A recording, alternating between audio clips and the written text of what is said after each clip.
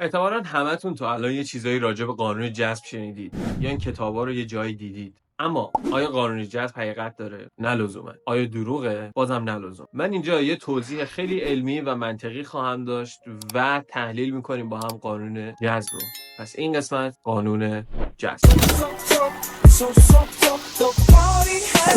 خب اول بیاید ببینیم قانون جذب اصلا چیه. قانون جذب میگه که اگر شما مداوما به یک چیزی فکر بکنید و اونو هی توی ذهنتون بیارید، باعث میشه که شما اونو هی جذب بکنید. اگر به پول خیلی هی فکر بکنید، پول رو به دست میارید. اگر به عشق خیلی هی فکر بکنید، عشق رو به دست میارید و بالعکس. اگر که مدام به بیپولی فکر بکنید، به نداری فکر بکنید یا به اینکه چرا من سزاوار عشق نیستم فکر بکنید، همونا رو به خودتون جذب میکنید. اولا قانون جذب میگه که کائنات اون چیزها رو به شما میده، شما باید فقط از کائنات طلب بکنید و فکر بکنید بهش.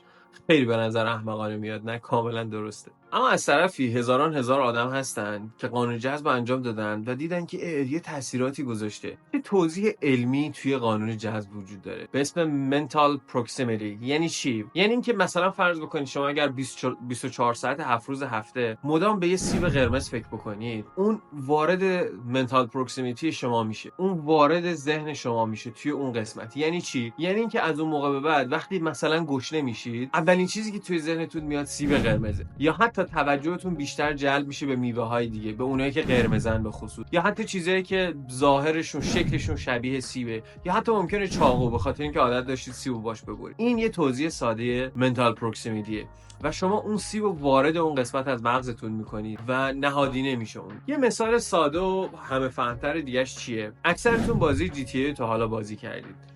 دقت کردید یا براتون پیش اومده که یه ماشین خیلی خاص رو دنبالش میکردید، به دست می آوردید و به محض اینکه به دست می آوردید فکر میکردید که زکی تا ما این ماشین رو گرفتیم، تا اینو دزدیدیم، تا اینو خریدیم، تمام شهر انگار پر شد از این ماشین. به نظر میاد خیلی غیر عادی و بیشتر از حالت معمول داخل شهر اون ماشین رو میبینید. اما همچین چیزی نیست. هیچ الگوریتمی اون بازی برای بیشتر کردن یه ماشین وقتی شما میدزدیدش یا به دستش میارید نداره. این همین منتال پروکسیمیتیه.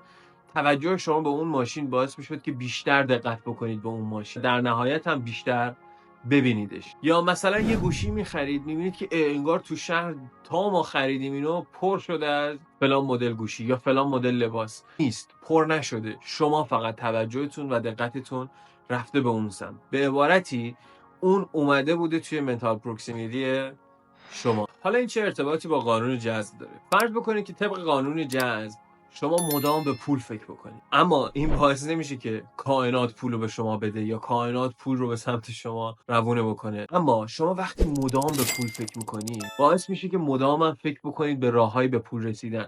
ممکنه شغلتون رو تغییر بدید، ممکنه از رئیستون درخواست افزایش حقوق بکنید، ممکنه از اون شرکتی جایی که براش کار میکنید بیاید بیرون، برید جای دیگه کار بکنید که پول بیشتری به دست بیارید. ممکنه دفعه بعدی که یه خونه میبینید، یه سهام میبینید، یا فرصت‌های سرمایه‌گذاری میبینید، راحت دیگه از کنارش رد نشید، چون اون پوله و راههای به دست آوردنش مدام توی ذهن شما هست. و این فکر کردنه، این که من گفتم اولش قانون جذب لزوما هم غلط نیست، به خاطر اینه چون فکر کردن مدام به اون پول وارد منتال پروکسیمیتی شما میکنه و باعث میشه که شما به واسطه فکر کردن زیاد به اون موضوع راههای رسیدن به اونم هی هموارتر بکنید. به خاطر فکره، نه اینکه شما بشینید طبق اون چیزی که قانون جذب میگه، بشینید بنویسید روی کاناپه لم بدید و حالا بگید که حالا کائنات من هی دارم به پول فکر میکنم، پس پول بیاد دیگه. اینجوری نیست. با منتال پروکسیمیتی کار میکنه بدون اکشن و بدون انجام دادن. خیلی کائنات برای شما هیچ کاری انجام نمیدن، خود شما برای شما کار انجام میدید و توضیحش این منتال پروکسیمیتی. اما یه ایرادی که وجود داره اینه که منتال پروکسیمیتی خیلی گذراست، خیلی سریع میاد و خیلی سریع هم میره. کسی میتونه موفق بشه و ازش استفاده بکنه که چیکار بکنه؟ که بیاد و اینو در واقع نگه داره، اینو هی تداوم بده. چطور تداوم بده؟ بنویسه راجع به اون چیز، بخونه راجع به اون چیز، صحبت بکنه راجع به اون چیز. شما وقتی راجع به یه چیزی، مثلا راجع به راههای پول درآوردن هی فکر میکنید، میرید تحقیقاتی هم میکنید دیگه، کتابی ممکنه بخونید، سرچ میکنید، چند تا ویدیو میبینید. اینا اطلاعاتی که کسب کردید اگر بنویسید تداوم پیدا میکنه، بعد راجعش صحبت بکنید تداوم پیدا میکنه. این باعث میشه که اون منتال پروکسیمیتی توی ذهن شما بمونه. حالا شما بهم بگید نظرتون راجع به قانون جذب چیه؟